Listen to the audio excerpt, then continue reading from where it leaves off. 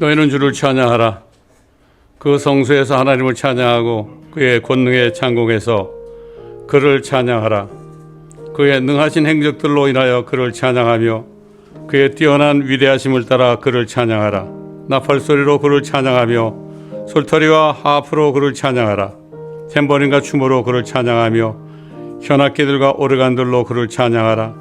큰 소리 내는 심벌주로 그를 찬양하며 높은 소리 내는 심벌주로 그를 찬양하라. 호흡이 있는 모든 것들로 주를 찬양케 하라. 너희는 주를 찬양할지어다. 아멘.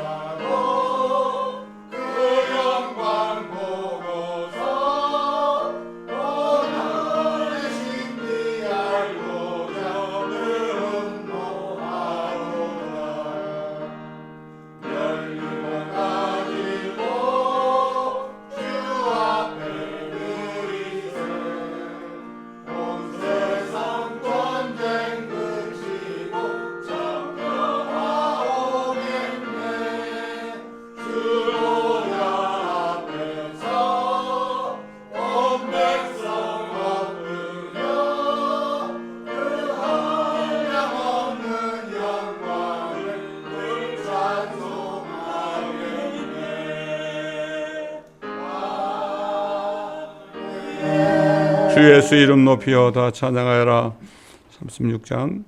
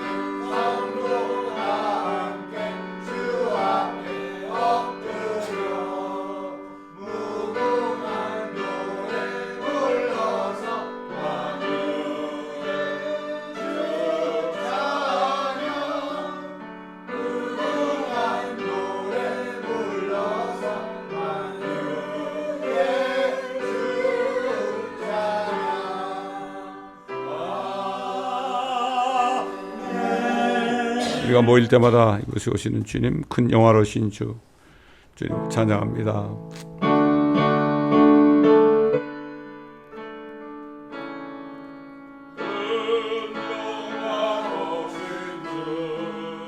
이곳에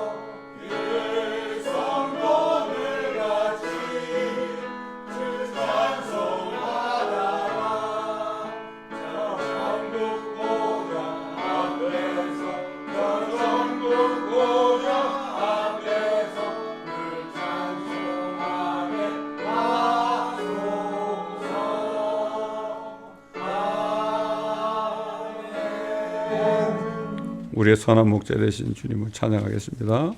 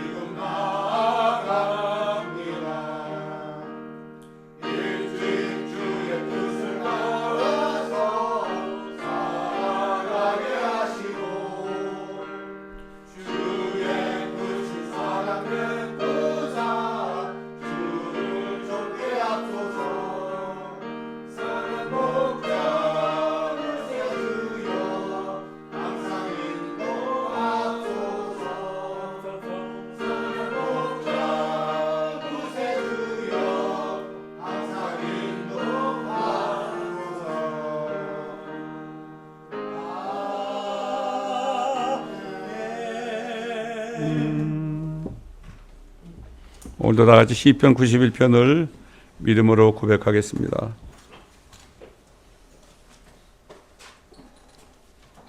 이 말씀이 우리를 지켜주십니다.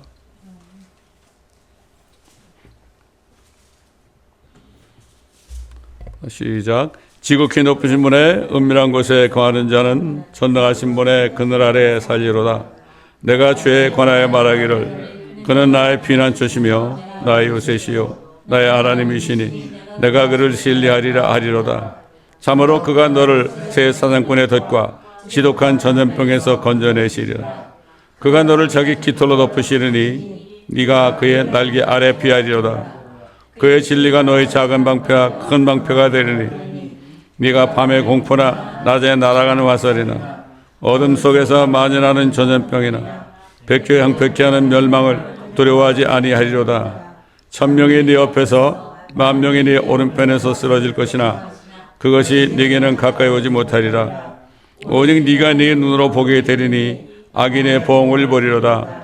네가 나의 피난처이신 주 곧 지극히 높으신 분을 내 처소로 삼았으므로 어떠한 재앙도 내게 닥치지 못하며 어떠한 전염병도 내 장막에 가까이 가지 못하리라. 이는 그가 너를 위하여 자기 천사들에게 명하시어 너의 모든 길에서 너를 지키게 하실 것임이라. 그들이 그들의 손으로 너를 받들어 네 발이 돌에 부딪히지 않게 할 것이요 네가 사자와 독사를 밟으며 젊은 사자와 용도 발로 짓밟으리로다. 그가 나를 사랑하였으므로 내가 그를 구해낼 것이며 그가 나의 이름을 알았으므로 내가 그를 높이리라. 그가 나를 부르리니 내가 그에게 응답하리라. 고난 중에 내가 그와 함께할 것이며 내가 그를 구해내고 그를 영원하게 하리라. 내가 장수로 그를 만족케 하여 내 구원을 그에게 보이리라. 아멘.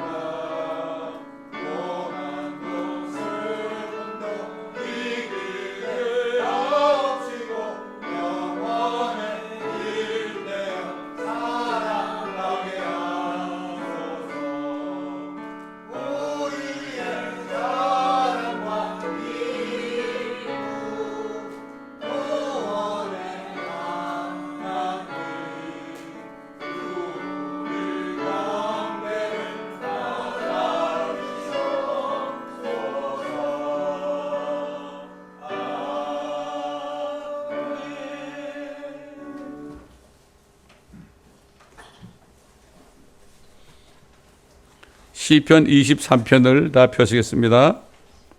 시편 23편.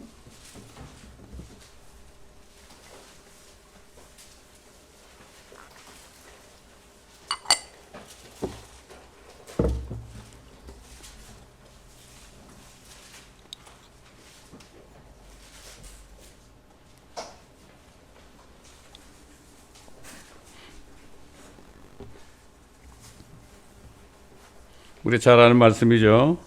뭐 다 외우죠, 이 말씀은. 제가 봉독해 올려드리겠습니다. 주는 나의 목자시니 내가 부족한 것이 없으리로다. 그가 나를 푸른 초장에 눕게 하시며 잔잔한 물가로 나를 인도하시는도다.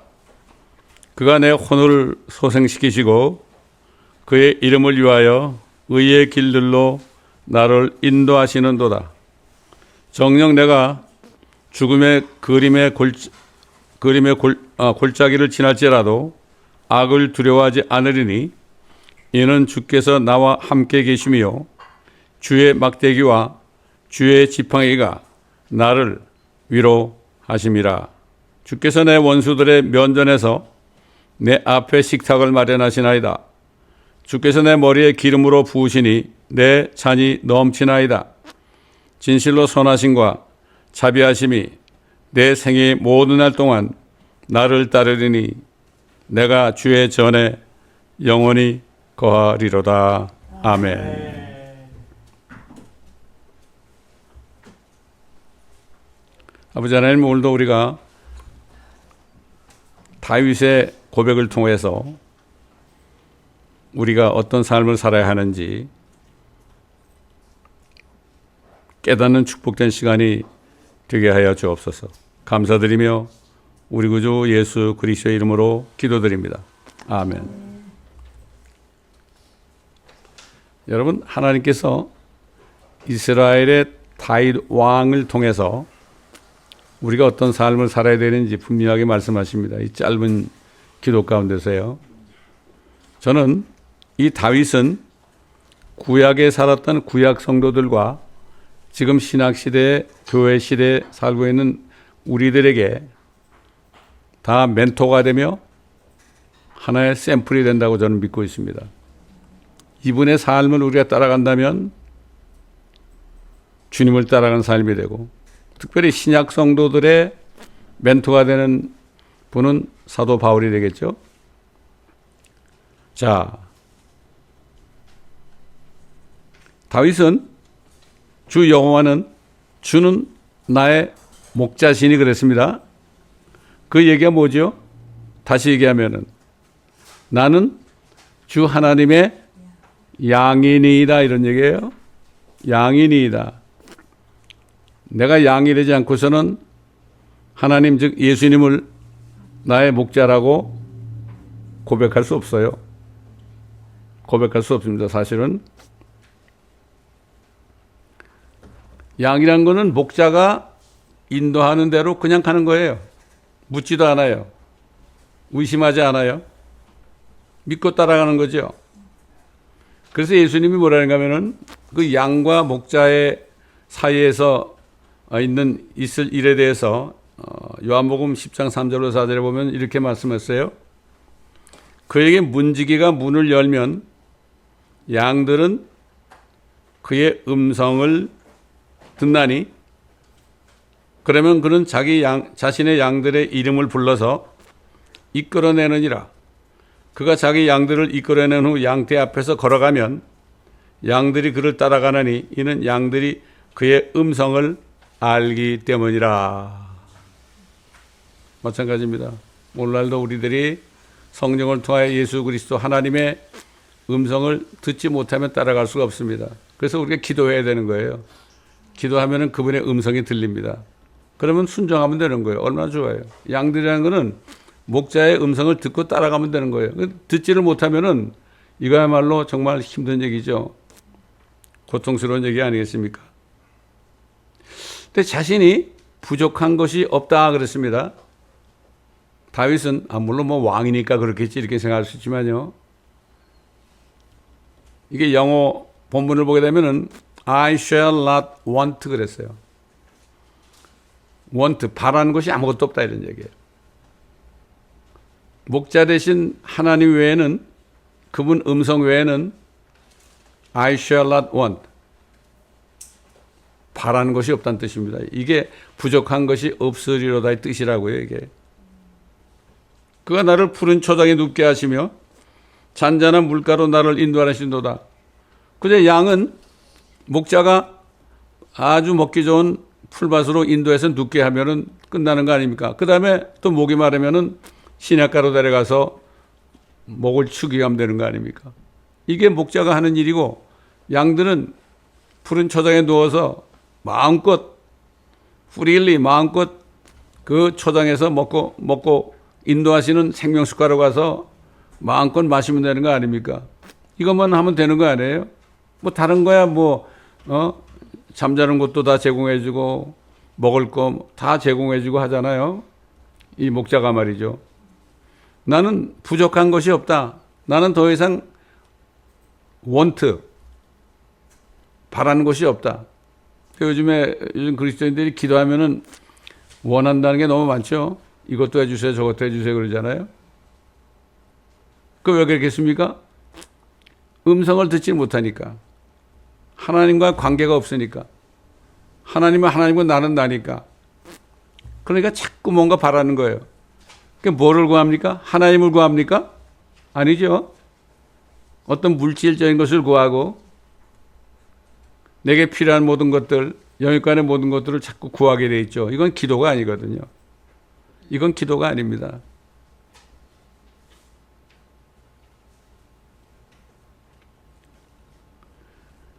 자, 이 다윗이 말이죠. 다윗이 시편 51편에 보면은 이런 고백을 했어요.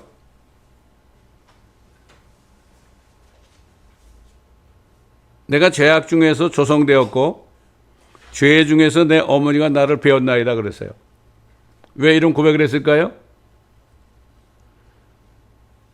그 다윗이 부하 우리아의 아내 바세바를 데려다가 범했잖아요. 간음했잖아요. 그리고 그걸 은폐하기 위해서 우리아를 전쟁터 아주 치열한 곳에 보내가지고 죽게 만들었죠. 간음죄와 살인죄를 동시에 저질렀잖아요. 근데 다윗은 자기가 굉장히 의로운 줄 알았어요. 근데 어느 날 갑자기 자기도 모르게 그런 죄를 범했잖아요. 그러니까 내가 이게 분명히 문제가 있구나. 내가 어머니 뱃속에서 어머니가 배웠을 때 죄악 중에서 내가 잉태되었구나. 이걸 그때 깨달은 거예요. 사람마다 그래요. 자신이 죄인인 것을 깨닫는 그러한 특별한 때가 옵니다. 이게 아주 축복된 순간이에요. 사람이 가장 축복된 시간이 뭔가 하면은 태어나서 살다가 내가 죄악 중에서 태어났다. 내가 죄를 지어서 죄인이 아니라 내가 죄악 중에서 어머니 태에서 태어났기 때문에 죄인으로 태어났기 때문에 죄를 지었구나. 이거를 깨닫는 게 바로 축복입니다. 나 같은 죄인 살리신 그 은혜 놀라워 이 찬송 있잖아요. 이거. 그 찬송은 뉴턴이라는 사람이 만들었잖아요. 그 사람은 죄인인지 몰랐죠. 그러다 어느 날 배를 타고 가다가 배가 파손돼서 죽기 직전에 자기가 죄인인 걸 깨닫고 그 찬송을 만들었다고 그러잖아요. 그 노예들 운반하는 그런 일을 했잖아요. 그걸 몰랐죠? 그러면서 뭐라는가 하면은 이렇게 했어요.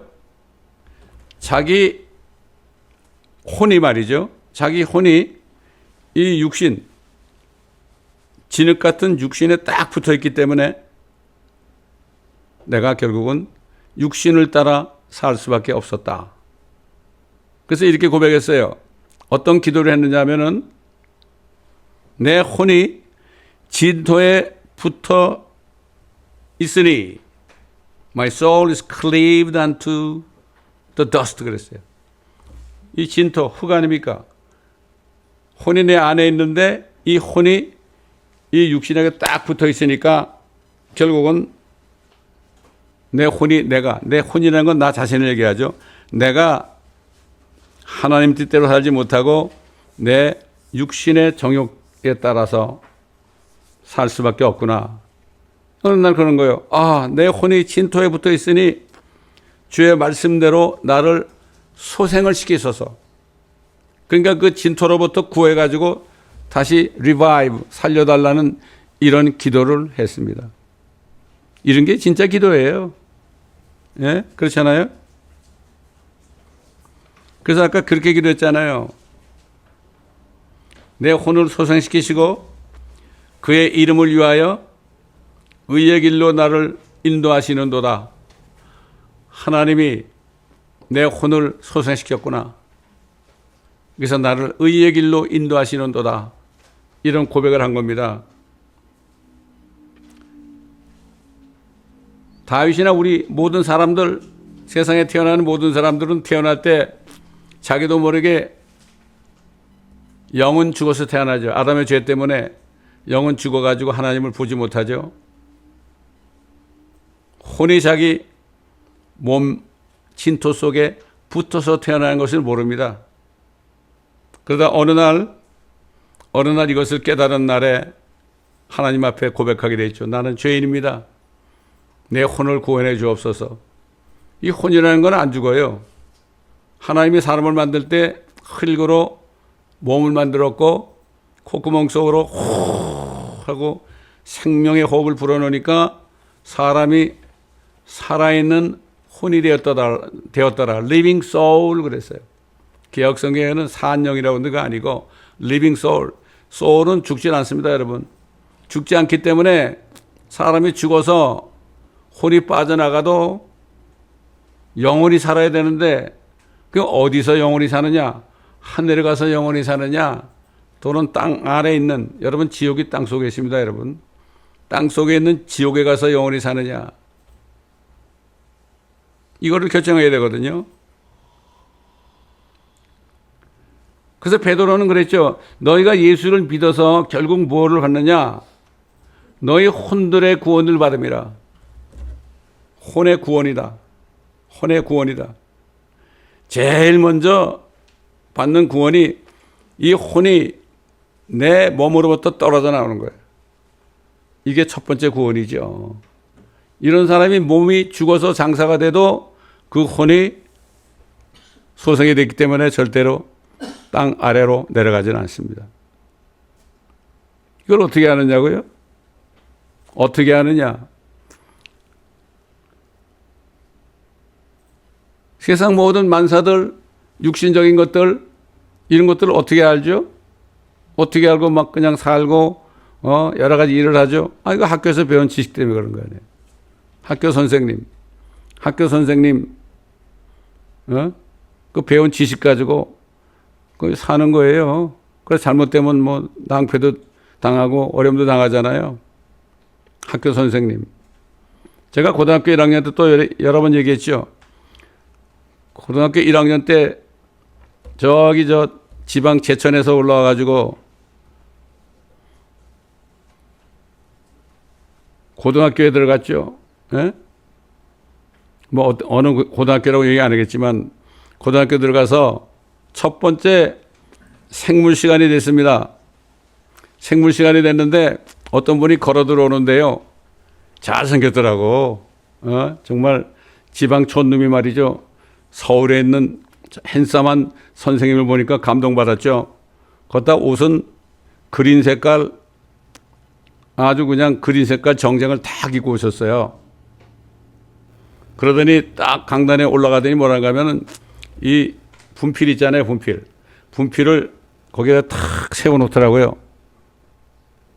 세워놓더니 딱 한마디가 그래. 뭐? 하나님이 만물을 창조했다고? 그런 소리 말라고 그래? 그러더라고. 그래서 이 사람이 이상한 사람이구나.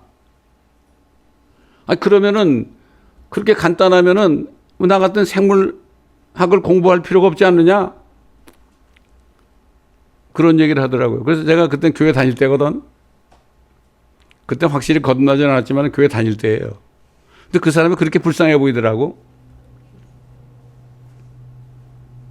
그래서 그때부터 제가 그 선생을 위해서 기도하고 있고 얼마 전까지 해도 그분 생각나면 기도합니다. 아직 구원 못 받았던 구원해달라고. 그분 이름도 내가 안 잊어버려요. 이게 확실한지 모르지만 얼마 전까지 기억했는데 강병규 선생이야. 어? 안 잊어버립니다. 네. 또 생물 선생 또 한 사람이 있었어요. 그 사람도 제가 안 잊어버립니다. 이 생물학을 전공한 사람들은 절대로 하나님의 창조를 안 믿고 진화론을 믿죠. 참 안타까운 얘기입니다.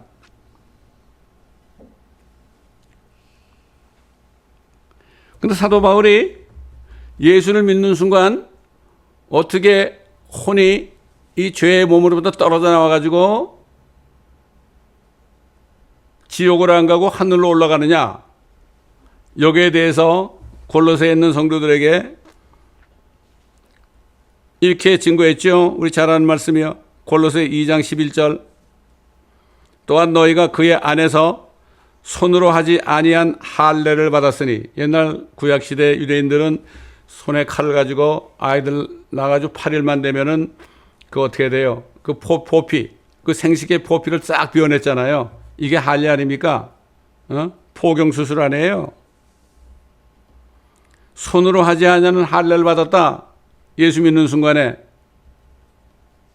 곧 그리스도의 할례로 육신의 죄들의 몸을 벗어버린 것이라. 예수 믿을 때 그리스도께서 말씀으로 몸에 들어와 가지고 말씀의 칼로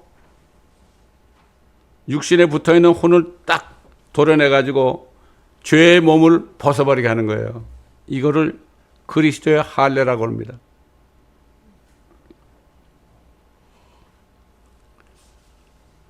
제가 이렇게 구원받아 가지고 나의 혼이 죄의 몸으로부터 구원받았을 때 그 순간을 제가 느낀 적이 있어요. 그때 오는 내 마음에 밀려오는 생각이 뭔가 하면은 내가 이제 구원을 받았구나. 그러면서 죄의 몸으로부터 분리되는 순간에 하나님의 성령이 들어오시니까 마음에 평화가 그렇게 올 수가 없어요. 말도 못하는 평화가 오는 거예요. 그 죄가 있으면 평강이 없죠. 다들 고생하죠. 그랬잖아요. 예수님이 수고하고 무거운 짐진 자들아 다 내게로 오라. 내가 너희를 쉬게 하리라. 근데 보면 다른 데 보면 너희 혼에 쉼을 주리라 그랬어요. 혼이 괴로운 거죠. 사람이 막 괴로울 때 있잖아요. 그러면 육신이 괴로운 게 아니라 자기 속에 있는 혼이 괴로운 거예요. 그때 하나님의 음성을 듣고 구원을 받게 되면은 모든 짐으로부터 해방되는 거죠. 이건 뭐 하나님의 말씀밖에 없어요. 생물 선생 얘기 아무리 들어봐야 아무것도 몰라요. 참 그 이름이 아직까지도 기억나는 거 보면은 참 감사한 일이죠. 미국 크리스찬들은 뭘 이렇게 볼 때, 심지어는 경기장 가가지고 어떤 경기를 볼 때 있잖아요. 그럴 때도 어떨 때 하나님이 너 저 사람에서 기도하라. 그럴 때가 있대요. 저 사람의 구원을 위해서 기도하라. 난 그런 얘기를 모든 목사님부터 들었습니다. 들었어요. 제가 며칠 전에 한국 유명한 축구 선수 있죠? 손흥민. 트럼프가 손흥민을 백악관으로 초청했어요. 왜 초청했느냐? 그 손자가 그렇게 손흥민이를 좋아한다고 막 그래서 그 어떤 친구가 한번 보자. 그래서 백악관으로 초청해뒀대요. 청바지 바람으로 티셔츠 바람으로 뭐 정장도 안 하고 말이죠. 그 처음에는 트럼프가 뭐 동양 친구 조그만 친구가 오니까 다 기대가지고 아주 거만한 척하고 이러고 있었단 말이야. 근데 그 친구가 뭐라는가 하면 트럼프한테 내 생각과 다르다고 다 틀린 게 아닙니다. 이 말을 끊는 거야. 내 생각과 다르다고 다른 사람들이 틀린 게 아닙니다. 그러니까 야, 이 젊은 사람이 나한테 뭘 가르치나? 이러고 딱 있는데 뭐라고 하면 그 다음에 둘이 다 맞을 수도 있고 둘이 다 틀릴 수도 있습니다. 그렇게 얘기한 거예요. 그러니까는 트럼프가 손흥민한테 뭐라는가 하면은 너 내가 주장하는 Make America Great Again 마가라는 이 운동이 어떻다고 생각하느냐 그랬어. 아니, 그건 좋습니다. 당신의 생각이니까 좋습니다. 그러나 방법이 틀렸습니다. 다른 사람들이 그걸 반대할 때는 당신은 막 밀고 나가서 오히려 압력을 주는데 그건 잘못됐습니다. 그래서 그때 트럼프가 뭐라는 줄 알아요? 백악관 스텝에게 불러가지고 당장 교육부에 연락해서 미국의 학교 교육에 내 생각과 틀린다고 다 틀린 것이 아니다. 이러한 말을 다 선생들에게 학생들이 가르치라고 그랬어요. 그러니까 선생들이 칠판에다 그걸 썼어요. 내 생각과 틀리다 다 틀린 것이 아니라 이걸 써가지고 학교로 전부 그냥 순식간에 그게 알려졌다는 얘기를 들었습니다. 그래서 제가 그걸 보는 순간에 제가 그 친구를 위해서 기도를 했어요.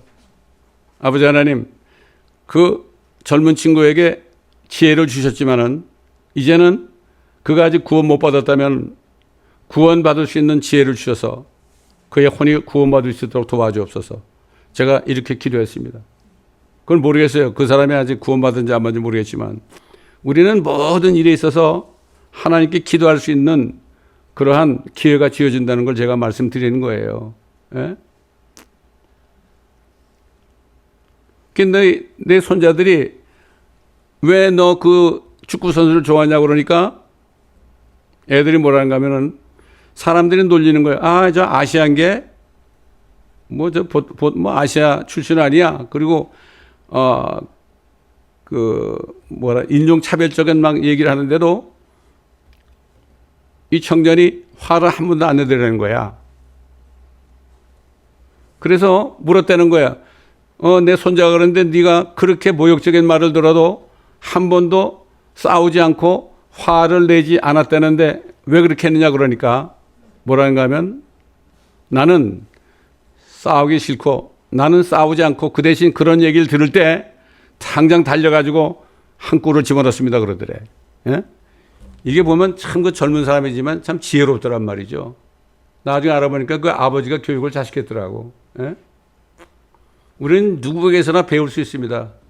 그 트럼프가 뭐라는가 하면 내가 오늘 너한테 한 가지 배웠다. 아주 고백을 했어요. 근데 여기 다윗이라는 사람은 뭐 한두 가지 배우는 게 아니에요. 그 다윗의 삶은 우리가 그 시편 23편에 나와 있는 말씀 하나만이라도 엄청난 교훈이 들어있다 이런 얘기입니다. 다윗이 뭐라는가 하면은 시편 17편 15편에 15절에 나는 의 가운데서 주의 얼굴을 보리니 내가 깨면 주의 모습으로 만족하리라 그랬습니다. 여러분, 이게 뭘까요? 내가 언젠가 의로워질 것이다. 이게 뭔가 하면 언젠가는 예수라는 분이 이 땅에 오셔가지고 내 죄 때문에 피 흘려 죽으시고 장사되셨다가 셋째 날에 살아날 것이다. 성령을 통해서 한 거죠. 내가 그분을 믿어가지고 내가 의롭다함을 받고 의 가운데서 그분을 만나서 주의 얼굴을 보리니 내가 깨면 그분이 부활하실 때 나도 부활할 것이다. 이걸 알았어요. 내가 깨면 주의 모습으로 만족하리이다. 예수님의 형상으로 나도 될 것이다. 엄청난 거죠. 이게 우리의 신앙 아닙니까, 여러분? 다윗은 이걸 알고 있었어요. 다윗 안에도 우리 안에 계시는 성령이 계셨다고. 물론 사역적인 영이지만요. 그 성령을 통해 깨달은 거죠. 그런데 다윗의 그 믿음을 증거하기 위해서 사도 중에 한 사람이 마태가 말이죠. 마태가 예수님이 십자가에서 달리시고 돌아가시고 부활하시는 일에 대해서 이렇게 얘기했어요. 예수께서 다시 큰 음성으로 소리 지르신 후 숨을 거두시더라. 그런데 보라, 성전의 휘장이 위에서 아래까지 둘러 찢어지고 땅이 흔들리며 바위들이 갈라지고 무덤들이 열리며 잠들었던 많은 성도들의 몸이 일어났으며, 여기에 다윗이 있었습니다. 분명히 주께서 부활하신 후에 무덤에서 나와 거룩한 도성, 예루살렘이죠. 거룩한 도성으로 들어가 많은 사람들에게 나타나더라 그랬어요. 왜 이런 일이 있었을까요? 죽으신 후에 말이죠. 성전의 휘장이 위에서 아래로 찢어졌죠. 이거는 지성소, 하나님이 계신 지성소로 들어가는 문이 열린 거 아닙니까? 왜? 구약시대, 다윗이 살던 구약시대에는 짐승의 피로 그냥 육체만 정결케 됐죠. 그러나 하나님이신 예수 그리스도가 피를 딱 흘리니까 혼 속에, 죽은 사람 혼 속에 있는 죄까지도 제거가 되니까 하나님을 만나게 되는 거 아닙니까? 그래서 성경에 뭐라 주님이 사람이 거듭나지 아니하면 하나님의 왕국을 볼 수 없느니라. 사람이 물과 성령으로 나지 아니하면 하나님의 왕국에 들어갈 수 없느니라, 이렇게 말씀하신 거죠. 다 말씀이 통하죠. 다윗은 2000년 전에 그가 바라던 대로 예수님이 부활하실 때 이미 부활했습니다. 부활해서 하늘에 올라갔습니다. 많은 구약 성도들과 함께 하늘에 올라갔어요. 그걸 어떻게 아냐고요? 제 안에 계신 성령께서 그렇게 가르쳐 주시니까 제가 아는 거죠. 올라가가지고 지금 다윗은 아까 고백했잖아요. 진실로 선하심과 자비하심이 내 생애의 모든 날 동안 나를 따르리니 내가 주의 전에 영원히 거하리로다. 이게 그 마지막 소망이었어요. 저와 여러분도 성령으로 거듭나서 살다가 주님이 오시면 휴거돼서 하늘에 올라가서 하나님의 집에서, 새 예루살렘에서 영원히 사는 축복을 우리에게 이미 주셨잖아요. 야, 그러니 이게 뭐 보통 축복이 아니죠. 다윗도 똑같은 그러한 소망을 갖고 살았고, 그래서 제가 기도하면서 그랬어요. 아, 다윗왕도 내가 오기를 기다리고 계시는구나. 기다리세요. 내가 갈 테니까. 그 다음부터는 내가 하늘에 올라가면은 제일 먼저 다윗을 좀 만나보고 싶어요. 진짜 그래요, 저는.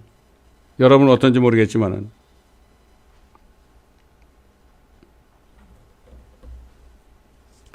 그게 다윗왕의 삶 가운데서 하나님의 양으로 살면서 부족한 것이 없이 복된 삶을 살았습니다. 하나님 외에는 복된 것이, 부족한 것이 없다고 그랬죠. 더 이상 원하는 게 없다. 그렇게 얘기하고 살았잖아요.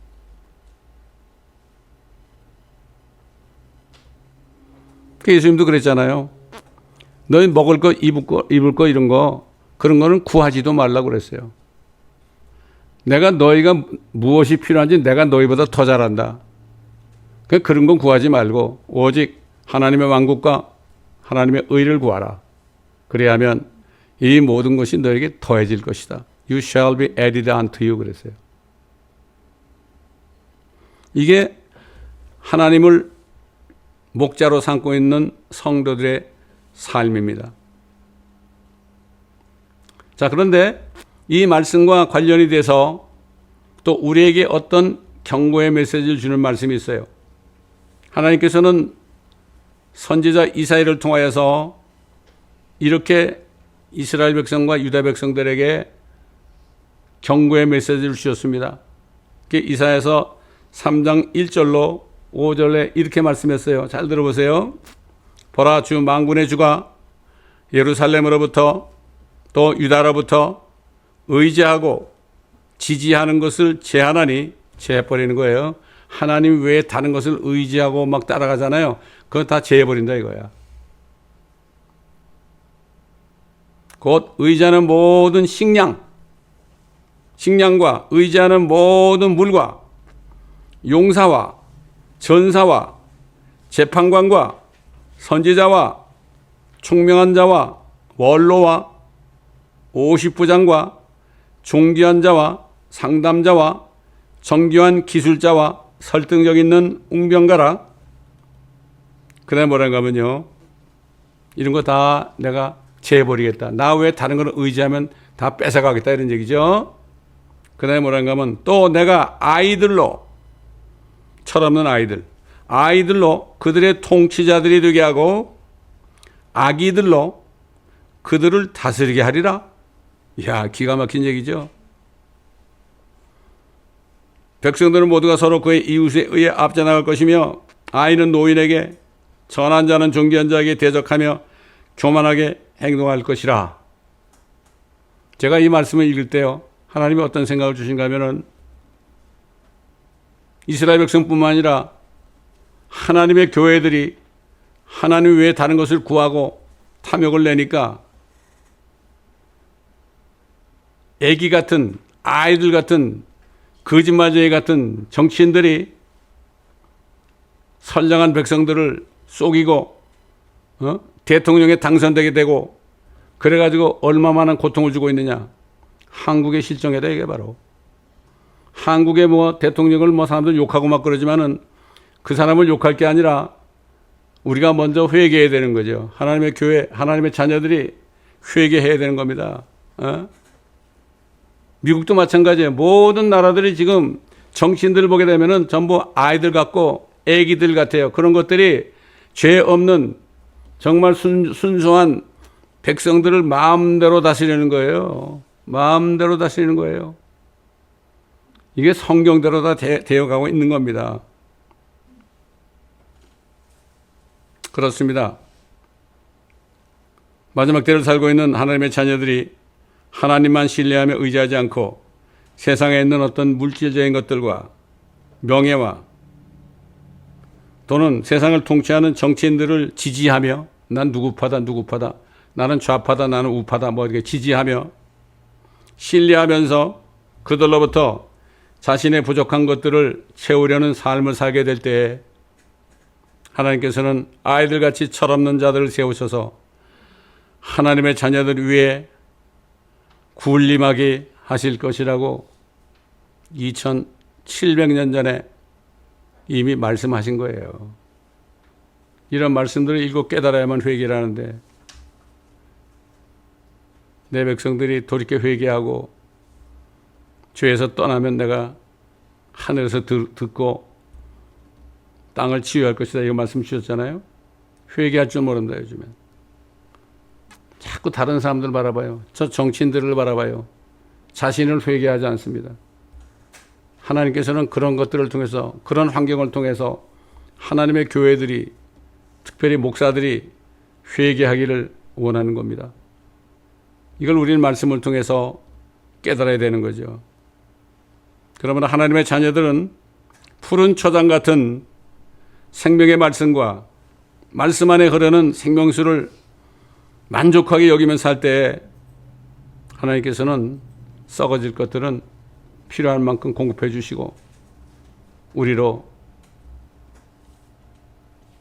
부족함이 없게 해주신다는 것을 우리가 알아야 되는 거예요.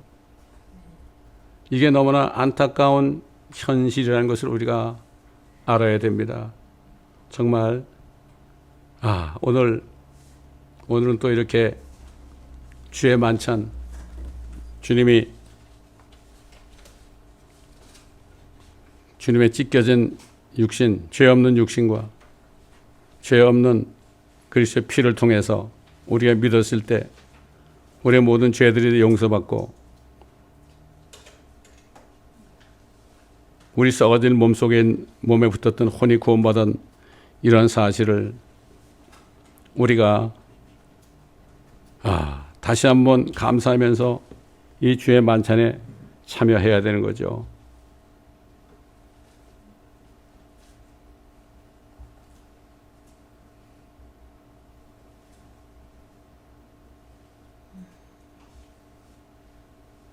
그래서 주님께서는 사도 바울에게 가장 중요한 두 가지를 기념하라고 주셨잖아요.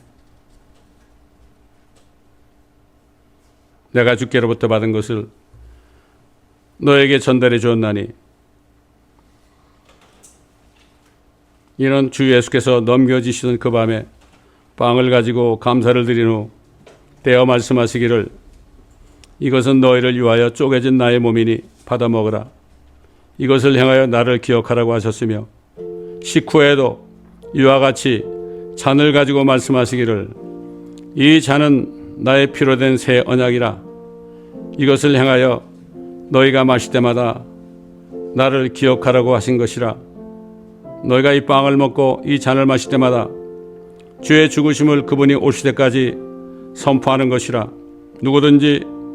그러므로 누구든지 합당치 않게 이 빵을 먹고 주의 이 잔을 마시는 자는 주의 몸과 피에 대해 죄를 짓는 것이라. 사람의 자신을 살펴보고 나서 그 빵을 먹고 그 잔을 마셔야 하리니 이는 주의 몸을 분별하지 못하고 합당치 않게 먹고 마시는 자는 자신의 저주를 먹고 마시는 것이기 때문이라. 이 때문에 너희 가운데 많은 사람이 약하고 병들었으며 상당수가 잠들었느니라. 만일 우리가 우리 자신을 판단한다면 판단받지 않으려니와 그러나 우리가 판단을 받는 것은 주께 징계를 받는 것이니 이는 우리로 세상과 함께 정죄받지 않게 하려는 함이라. 예수 나를 위하여 십자가를 질 때 세상 죄를 지시고 고쳐라 하셨네. 예수여 예수여 나의 죄 위하여 보배 피를 흘리니 죄인 받으소서. 십자가를 지심은 무슨 죄가 있나.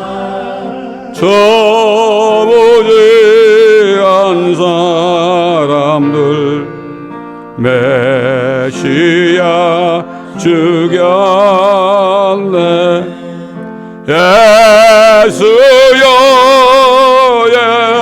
예수여 나의 죄 위하여 법의 피를 흘리니 죄인 받으소서.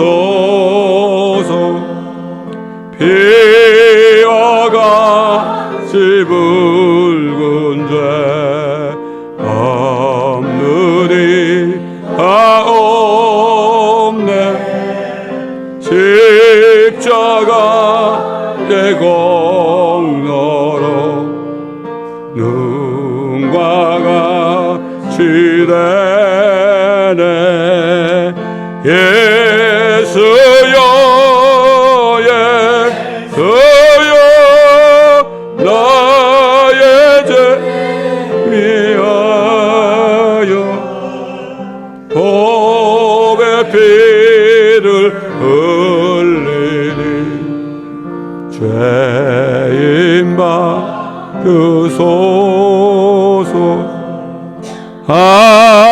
아름답다 예수여 나의 좋은 친구.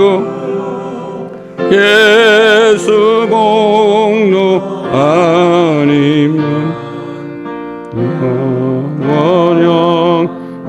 받네. 예수여 예수여 나의 죄 위하여 보배 피를 흘리니 죄임받으소서.